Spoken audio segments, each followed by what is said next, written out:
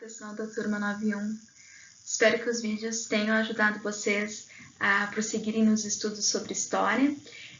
Hoje eu vou mandar um pouquinho diferente, né? Que é um vídeo de correção das atividades. Esse capítulo, primeiro, ele é enorme, né? A gente está trabalhando ele já faz algum tempo, desde o início das aulas. Basicamente, vocês vêm me mandando as atividades ali, eu dou uma olhada por cima, se tem alguma coisa muito na cara eu já aponto, mas de modo geral eu não consigo corrigir questão por questão de cada um, né? Nem na aula a gente faz dessa forma, então vou estar mandando esse vídeo aí para vocês, mais ou menos, né, da mesma maneira como a gente faria, né, que seria uma correção coletiva, vou apontando as respostas corretas. Vocês, por favor, peguem, né, a apostila e vão fazendo as correções, porque adiante, né, aliás, diante dessa situação, eu acredito que tão cedo a gente não vai estar voltando à nossa normalidade. Outra coisa também é que não vou estar corrigindo aquelas atividades que a gente viu enquanto ainda estava em aula, né, que são as primeiras ali. Vou estar corrigindo a partir da página 294, tá, que foi mais ou menos aonde a gente seguiu, né, nesse período de isolamento. As atividades, então, das páginas 294, 295 e 296 são aquelas que ainda falam das reformas, né, de modernização e urbanização que os grandes centros urbanos brasileiros passaram durante esses primeiros anos da República. Então, na 294, a número 1 ali, vocês tinham que ler aquele texto e depois responder, né, as questões A, B e C. Então, lá no texto mesmo, inclusive, tinha que preencher uma lacuna, tá? Naquela lacuna tem que botar bota abaixo, né? Que é o nome como popularmente ficou conhecida as reformas passadas ali no Rio de Janeiro, sendo esse o assunto mesmo que o texto está tratando e que é a resposta da letra A, né? Que o texto então trata das reformas urbanas ocorridas no Rio de Janeiro durante os primeiros anos da República. Depois, na letra B, então, tinha que marcar, né, gente, justamente a letra B, que é a palavra que preenche. E na C de que maneira as favelas passaram a fazer parte do cenário urbano do Rio de Janeiro e por que elas representavam um contraponto à modernização. É porque com essa modernização, as habitações das pessoas mais pobres, que eram os cortiços, foram destruídos, né? E aí, como os aluguéis do centro eram muito caros, as pessoas tiveram que começar a ir para as zonas periféricas que, devido à geografia do Rio de Janeiro, são as zonas dos morros, né? E é um contraponto justamente porque toda essa urbanização e essas reformas, elas atenderam às camadas mais altas, né? Enquanto as camadas mais baixas não receberam nenhum tipo de atenção por parte do governo, muito pelo contrário, né? As pessoas foram expulsas das casas ali, né, onde moravam, nos cortiços, sem qualquer tipo de indenização e mesmo até com o uso da força. Depois, na 295, tinha que descrever as principais medidas implementadas pelo prefeito Pereira Passos e depois argumentar como as consequências do bota abaixo para a população que viviam nos cortiços. Eu não entendi muito a diferença das perguntas, porque basicamente são as mesmas respostas, né? Só que aqui vocês teriam que fazer uma descrição mais detalhadinha, assim, das reformas que esse prefeito implementou, que é, no caso, a destruição dos cortiços, o alargamento das ruas, das avenidas, as questões de iluminação pública, a questão da reformulação do porto, né, que se destruíram os quiosques comerciais. Também a gente vai ter prédios com novos padrões arquitetônicos inspirados, né, nos modelos europeus, assim como a proibição de determinados hábitos, né, como os relacionados à capoeira, enfim. E qual foi a consequência? A consequência é que essas pessoas mais pobres, elas tiveram que se estabelecer longe do centro, em moradias precárias, sendo completamente abandonadas pelo governo federal, tá? A 3, tinha que olhar a chargezinha, né? E responder ali as questões. Então, como as pessoas foram representadas na imagem? Descrever. Na verdade, as pessoas foram representadas sangrando, né? A partir de um espeto que, na verdade, está atravessando os braços, porque está fazendo uma analogia à vacina, né? E, por consequência, a revolta da vacina que a gente estudou. E a B, qual é o contexto histórico abordado na charge? É justamente esse contexto das políticas de higienização do Oswaldo Cruz, né? Então, quando ele vai ter lá a campanha de vacinação obrigatória, que vai depois desagradar essa população, né? Principalmente para combater a varíola. Depois, na 296, que são essas últimas perguntas relacionadas à modernização, na C, então, continua falando da charge. O que o artista quis mostrar com a charge? Quis mostrar a violência, né, com que a campanha de vacinação obrigatória ali do Oswaldo Cruz ela foi efetivada. Lembra que, inclusive, os policiais entravam nas casas, forçavam as pessoas a se vacinarem, e isso começou a gerar uma indignação, né? Na D, a maioria da população foi contrária à vacinação obrigatória. Por que isso ocorreu? Ocorreu porque foi de forma violenta, arbitrária, e porque as pessoas não foram instruídas a respeito da importância, né, da vacina e como que ela funcionava. Simplesmente começaram a entrar na casa dessa população e forçar, né, a vacinação. Então, são por esses motivos. Na 4, observar, né, a imagem e descrever. Então, basicamente, tinha que dizer o que vocês estão vendo na fotografia, né, gente? Então, a questão das ruas da avenida ali ser bem larga, tem já postes de energia, a gente tem algumas árvores plantadas na calçada, os edifícios já têm uma arquitetura europeia.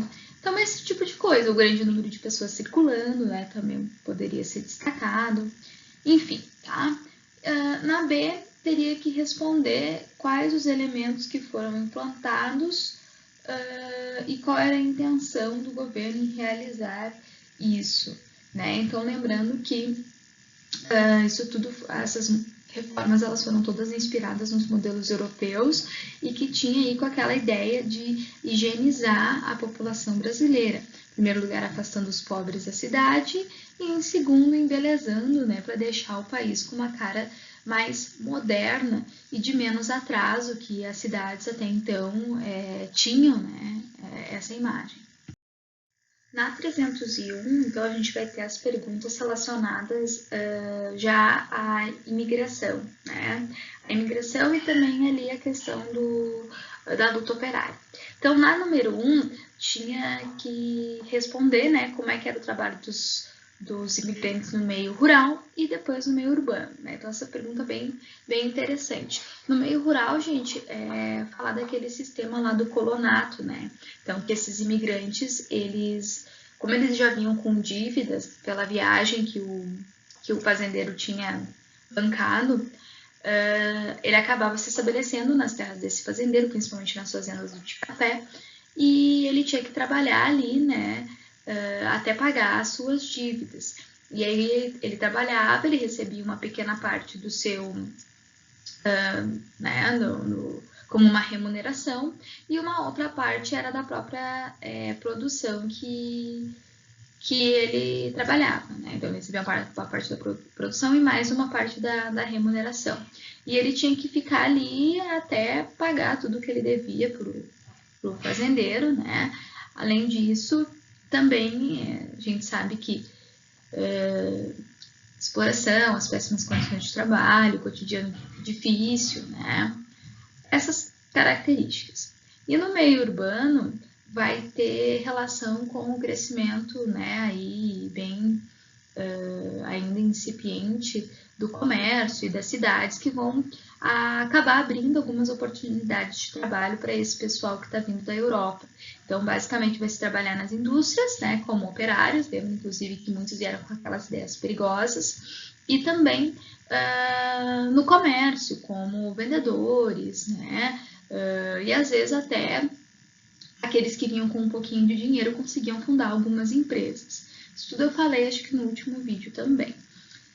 Na 2, tinha que colocar A para anarquismo e S para socialismo. Então, a ordem basicamente ficava A, S, A, S. Então, A, né, termo derivado da expressão sem governo, que é relacionado ao anarquismo. Seus seguidores no Brasil criaram o jornal A Plebe, que divulgava ideias aos trabalhadores, também tem a ver com anarquismo. Depois, as ideias do Karl Marx e do Engels, ali então é o socialismo. Depois, a autoridade não deve ser representada por uma instituição, e sim emanada do próprio povo, daí tem a ver com o anarquismo. E, por fim, ali é o socialismo, né, com os trabalhadores devem desenvolver uma consciência de classe e se mobilizar na revolução. Né? Essas ideias a gente já tinha estudado, principalmente as ideias do Marx no ano passado, espero que lembrem, né, tenham lembrado delas, e o anarquismo realmente a gente não tinha visto muita coisa. A 3 era para investigar ali alguma notícia, né, de alguma greve, uma vez que foi e continua sendo, né, no passado presente, um importante meio de mobilização dos trabalhadores, né, por seus direitos. Então, eu li alguns, assim, que me chamaram a atenção até hoje, né, que é o dia que eu estou gravando o vídeo, nem todos me enviaram, que seria, né, sobre a greve dos professores, que eu li, muito interessante. Ano passado teve contra IPAG, né, todo ano a gente tem aí os professores fazendo greve, e também sobre aquela que foi, né, que nos fez, assim, um ensaio para esse isolamento que a gente vive hoje, que foi a greve dos caminhoneiros, né. Lembra que faz uns 2 ou 3 anos que a gente teve que também, né, não podia ir sair de casa porque não tinha combustível, entre outras coisas. E agora aí a gente está muito mais tempo presos, né, em função de uma doença. Então, é como se fosse um ensaio. Enfim, e outras greves também, né, de operários. A gente está vendo aí greves sempre do pessoal do correio, dos bancos, né, mas até agora foram essas que eu recebi. Mas aí é só vocês pesquisarem alguma notícia e escreverem algumas informações nessa questão que vai estar certinho. Nas páginas, então, 305 e 306, é onde a gente vai ter mais aquelas atividades relacionadas a Canudos, contestado, né, e também a reforma da chibata, que foram as últimas coisas que a gente viu, né, e que finalizaram finalmente esse capítulo. Então, na 305, tem que apontar as semelhanças entre Canudos e contestados. Isso é muito importante, inclusive eu fui fazendo isso ao longo do vídeo, né, da explicação, que são 2 movimentos que aconteceram nos primeiros anos da República, são 2 movimentos que têm caráter, né, que demonstram a insatisfação popular e especificamente a questão das pessoas de áreas rurais, né, e também ambas tiveram ali a característica do messianismo, né, tiveram líderes considerados pelaquela população revoltosa como seus salvadores. Então, na resposta da número 1, podem colocar isso, assim, que são revoltas do início da República, de caráter popular e rural, que tiveram lideranças messiânicas envolvidas. Isso já vai estar certo. A 2, como que era o modo de vida em Canudos? Muito interessante, né? Canudos, então, era uma comunidade baseada num trabalho comunitário, então todos trabalhavam em prol da comunidade. Se tinham ali as leis, que eram leis alternativas à da República, por serem baseadas nos princípios religiosos, né? Eles tinham muito a questão dos ensinamentos bíblicos presente. Então é isso. Na 3, explicar uma das causas do contestado a uma empresa, explicar como isso contribuiu para o conflito, né? Então, tem que falar da construção daquela ferrovia. Então, a construção da ferrovia fez com que a empresa responsável pela rodovia, ela explorasse, né, 15 quilômetros para um lado e 15 quilômetros para o outro dessa estrada, aos recursos que tinha ali, principalmente a questão das árvores, né, das araucárias e tal. E essa exploração fez com que as pessoas que viviam ali fossem expulsas, né, das suas terras. E essas pessoas expulsas, elas basicamente ficaram insatisfeitas e começaram a se revoltar, né, contra essa medida, juntamente com o pessoal lá que era da comunidade do José Maria, né? E aí esse pessoal começou a aderir a essa luta e aí aconteceu a Guerra do Contestado. Depois, na 4, tinha que ler o textinho e depois responder, né? Por que o governo era contra o modo de vida das comunidades que se desenvolviam na região do Contestado, e também escrever um breve texto explicando esse tema. Utilizar o trecho para formular seus argumentos. Então, ele pede um texto, né? Mas, pelo que eu fui vendo aí que vocês foram me mandando, não fizeram um texto, fizeram um parágrafo, como eu sempre oriento vocês a fazerem. Basicamente, gente, tinha que colocar que a forma como essas comunidades viviam eram formas alternativas à forma de vida que a República impunha, né? Era um modo de vida autônomo, comunitário, que não dependia dos poderes locais, muito pelo contrário, né? Então, isso tudo se constituiu numa ameaça, e ainda mais levando em conta que essas comunidades elas acabaram comportando um número de pessoas bem expressivo. Então, isso acabava, né, impedindo assim que o governo manipulasse e controlasse essas pessoas. Então, isso se constituiu numa ameaça. Então, vocês, partindo desses argumentos, era só escrever ali conforme a sua opinião, né, e pá, tinha que botar isso. Na 5, então, tinha uma imagem, né, de uma fonte histórica, que é um documento do presidente não, é a carta lá do pessoal dos revoltosos da Chibata, né, para o governo, com as suas reivindicações. Então, vamos ver ali quais são as respostas. Na letra A quem a carta é endereçada. Então, a carta é endereçada ao presidente da República, ao governo federal, para quem aqueles marinheiros revoltosos estavam se dirigindo. Na B, sublinhar na carta, né, o trecho que mostra a afirmação e explica o que isso quer dizer, que é a questão da similaridade com a escravidão. Então, vocês poderiam sublinhar o trecho inicial, né? Nós, marinheiros, cidadãos brasileiros e republicanos, não podemos mais suportar a escravidão na Marinha Brasileira, então ali está bem explícito, ou bem no final, né? Reformar o código imoral e vergonhoso que nos rege a fim de que desapareça a chibata e outros castigos semelhantes, né? Que faz também referência ao período escravista. Então, dava para colocar essas duas partes, né? Lembrando que esse tópico ele surge uma vez que a maior parte dos marinheiros era de origem afro-brasileira. Então, é por isso que a gente tem essa referência. E na C, quais os direitos reivindicados pelos marinheiros? Então, eles pedem, né, que se acabe com a chibata e com os castigos físicos e também que se aumente os salários, certo? Além disso, eles também pedem para que os oficiais incompetentes sejam retirados. Isso é um outro fato que aparece também nesse documento histórico. E aí, por fim, a gente tem essa página que resume, né, o capítulo, trazendo ali tópicos bem importantes que foram desenvolvidos e propondo uma espécie de resuminho assim, sobre o que a gente estudou.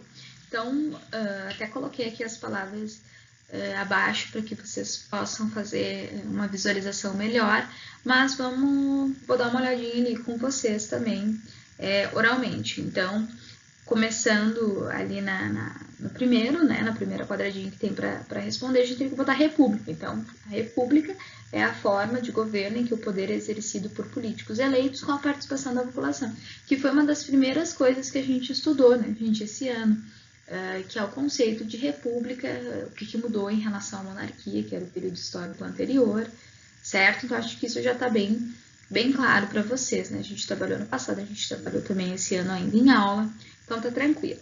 Depois, no segundo, começa no bota abaixo, né? Então, ali já é a resposta. Foram instauradas reformas urbanas que expulsaram a população pobre dos edifícios do centro do Rio de Janeiro. Bota abaixo porque, basicamente, se destruiu, né, as habitações dessa população pobre mesmo. Depois, no terceiro, né, vem no período republicano, aí colocamos urbanização, foi acelerada, gerando um processo de modernização das cidades. Então, é quando a gente vai ter esse crescimento urbano aí, acompanhando essa modernização. Depois, a Constituição, né, é o conjunto de leis de um país que trata sobre os principais direitos e deveres dos cidadãos e as obrigações do governo. Lembra que a gente estudou, né, que a primeira Constituição republicana foi a de 1891, onde se estabeleceram coisas bem importantes, né, como a questão do voto, questão dos 3 poderes, da liberdade religiosa, né, entre outras coisas que a gente estudou também bem em aula. Depois, na primeira, né, da coluna da direita, seria a política dos governadores, né, era uma espécie de acordo entre o governo federal, as oligarquias estaduais e os coronéis, cujo objetivo era manter os poderes políticos de determinados grupos. Isso faz tempo que a gente não fala, porque a gente acabou vendo em aula, né, que são aqueles arranjos políticos que caracterizam essa primeira república e essa troca de favores aí entre o poder local, estadual e nacional. Então, a política dos governadores era o que mantinha essa troca de favores funcionando, cuja base, né, o que vem ali abaixo. O ministro da República, os coronéis exerciam um forte poder regional, configurando o que ficou conhecido como coronelismo, que é o poder lá dos proprietários de terra, que manipulavam o voto, que mantinham toda essa política dos governadores e essa troca de favores funcionando. Depois, então, vem esses últimos tópicos, né, que nós trabalhamos. Então, alguns movimentos de contestação que ocorreram no período republicano foram o movimento de Canudos, a Guerra do Contestado e a Revolta da Chibata, certo? Então, mais ou menos aí, resumindo o capítulo, que na verdade foi enorme, contemplou vários assuntos, né? Alguns a gente pôde ver melhor, outros a gente passou mais rápido, mas enfim, né? Acho que deu aí para a gente ter uma boa ideia do que aconteceu nesses primeiros anos da República, mais ou menos de 1894 até 1930, né? Que é o período que vem depois, que já inicia o segundo capítulo. Bom, pessoal, foi bastante coisa para corrigir. Espero que vocês tenham conseguido ver o que acertaram, o que não acertaram. Qualquer dúvida pontual, me chamem no WhatsApp, que aí eu resolvo com vocês, né? Mantenham a apostila em dia, mantenham a apostila marcada. Isso vai ser bem importante para manter a regularidade, né? Mais próximo disso nesses tempos de isolamento.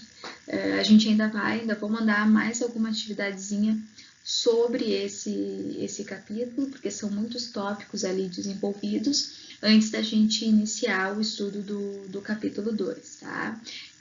Uma boa semana para todos, bons estudos, se cuidem então, até logo.